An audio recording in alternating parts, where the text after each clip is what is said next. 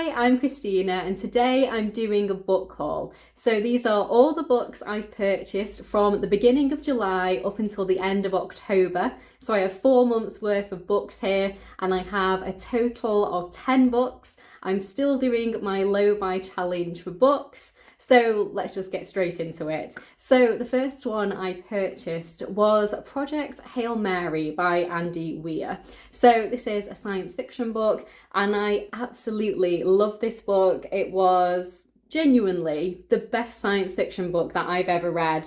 It was so much fun, it made me laugh, and I just really enjoyed it. So I purchased this one for £3 from the Cancer Research Shop, and it's basically brand new. It is in absolutely wonderful condition. So yeah, really pleased to own this one, and then I lent it to my dad so he could read it too, and he also really enjoyed it. So a great purchase, that one. So the next book I have is The Familiars by Stacey. So I actually got this one for free at the book swap at my work. So yeah, I picked this one up and I have read one other book by this author. I read Mrs. England by her and I really liked that one. I gave it 4 stars and I do have a book review of it, so I will link that down below just in case you'd like to see it. Now this one is a historical fiction novel, much like Mrs. England was, and I don't know very much about it, so I'll just read you the very beginning. In a time of suspicion and accusation, to be a woman is the greatest risk of all. Lancashire, 1612. Fleetwood Shuttleworth is 17 years old, married and pregnant for the 4th time. But as mistress at Gorthorpe Hall, she still has no living child, and her husband Richard is anxious for an heir. Then she crosses paths by chance with Alice Gray, a young midwife who promises to help her give birth to a healthy baby.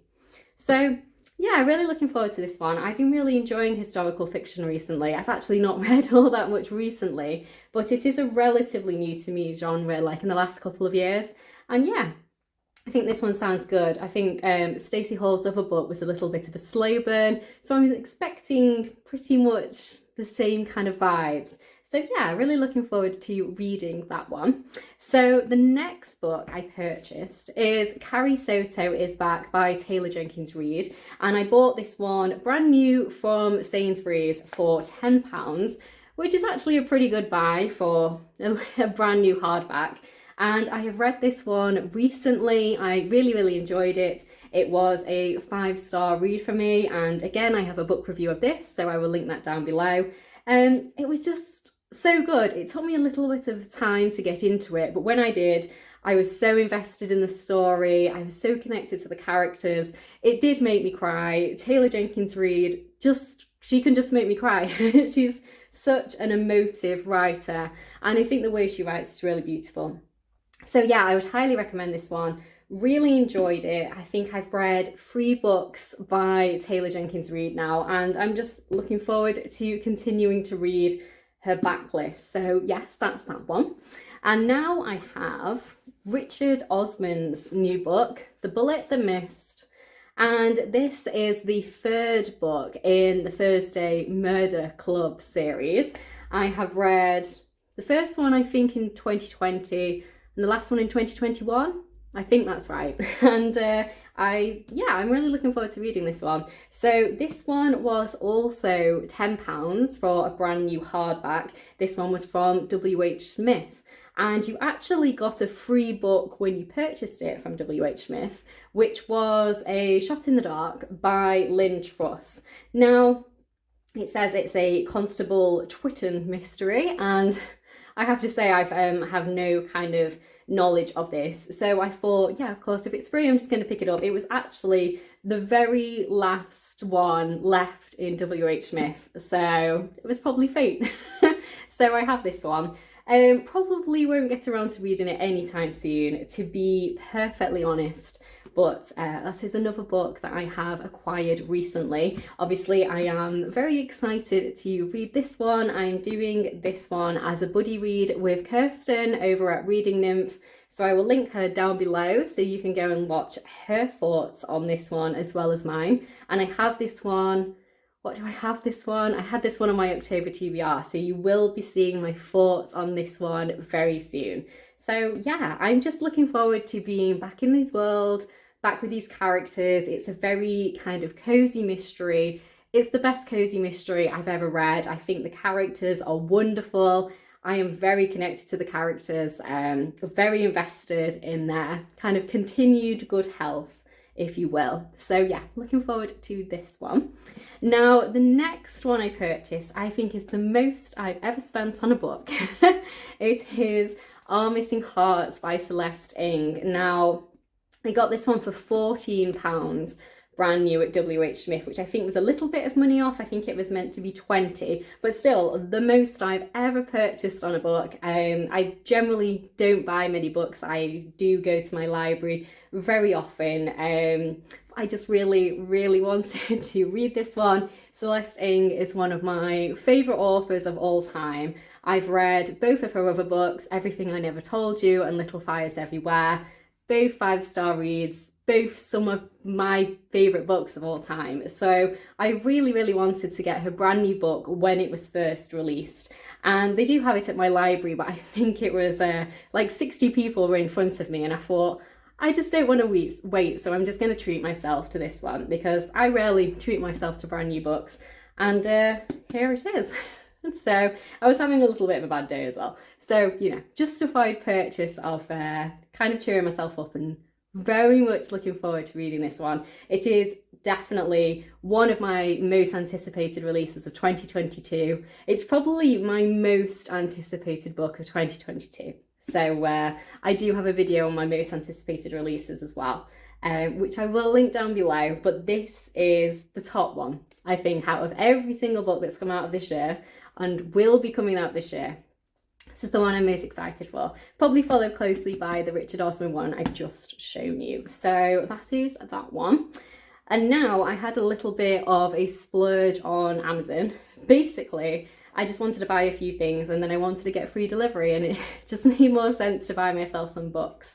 So the first one I have is the book of The Unnamed Midwife by Meg Elison. And now the reason I have this one is because Emily over at Books with Emily Fox was talking about this, and I think she said it's one of the best post-apocalyptic books she's read in a long time, and she absolutely loved it. And I love the post-apocalyptic genre. It used to be like my absolute favourite type of book, so I just wanted to give this one a go.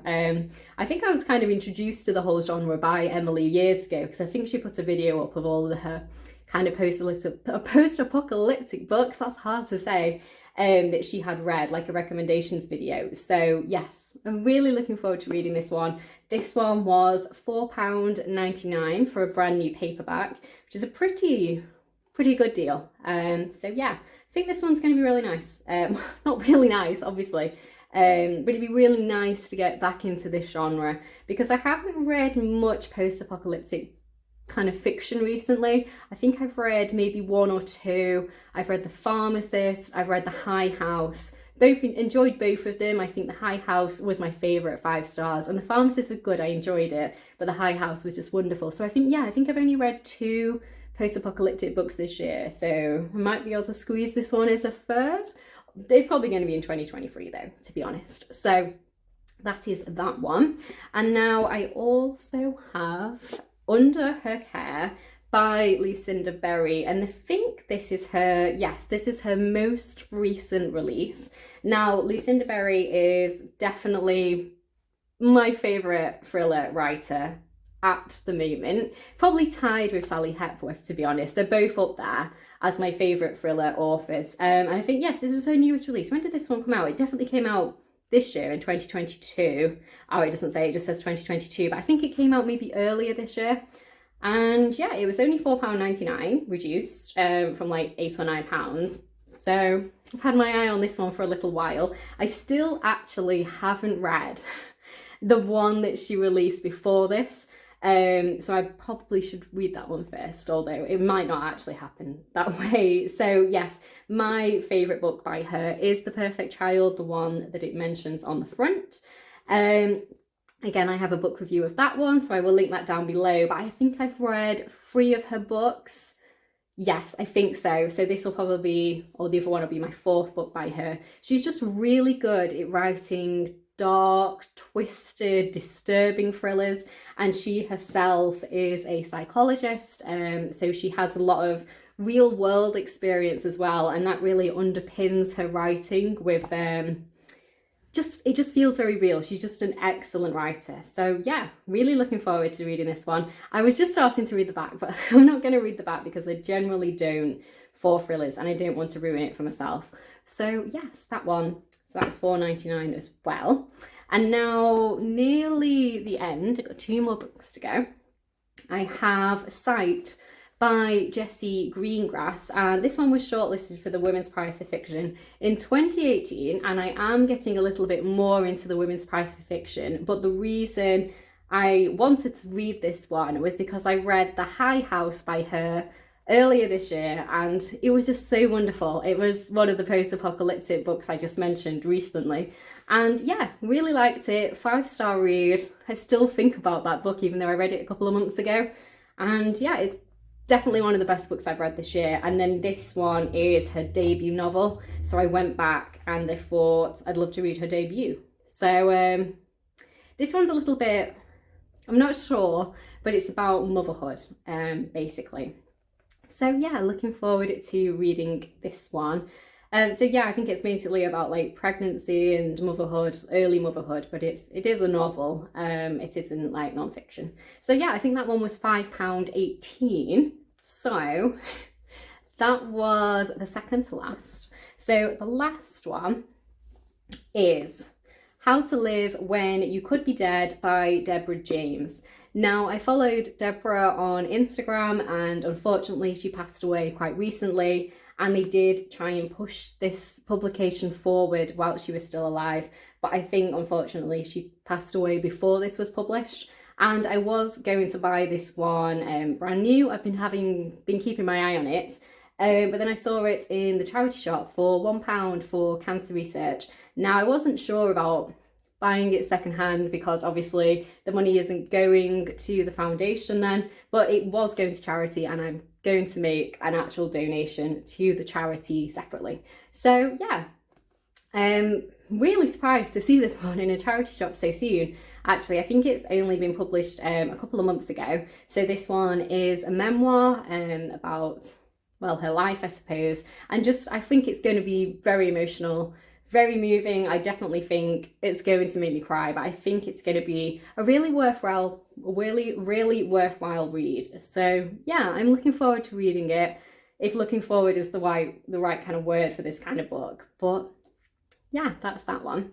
So those are all 10 of the books that I have purchased in the last 4 months. Now I'm going to do some really quick maths and kind of tot up how much I have spent.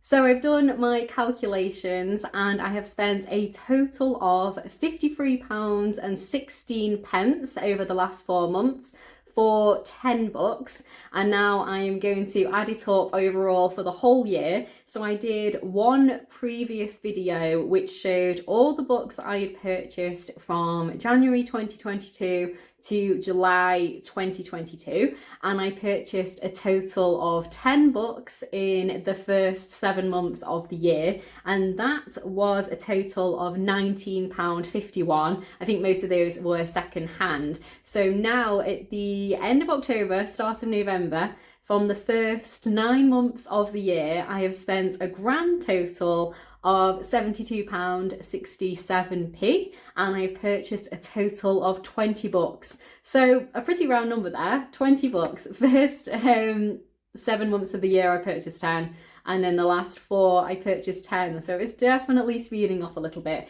But yeah, I'm still happy with how much I have spent overall. It is under £75, which isn't bad. I was thinking it was probably going to be about £100. So yeah, I'm really pleased with that. And I've got 20 brand new books to enjoy.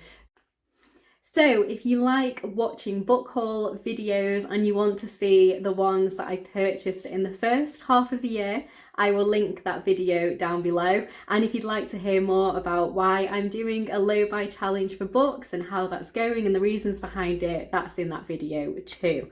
So let me just quickly show you them all together. This is really heavy. So there we go. These are all of the books that I've purchased in the last 4 months. If there's any here that you have read, I would love to know what you thought of them down in the comments below. And if there's any here that's on your TBR or you'd kind of like to read now, definitely let me know that too. So thank you so much for watching. Please do like the video if you've liked it, and please do subscribe if you'd like to see more of me talking about books. I'll see you in my next one. Bye.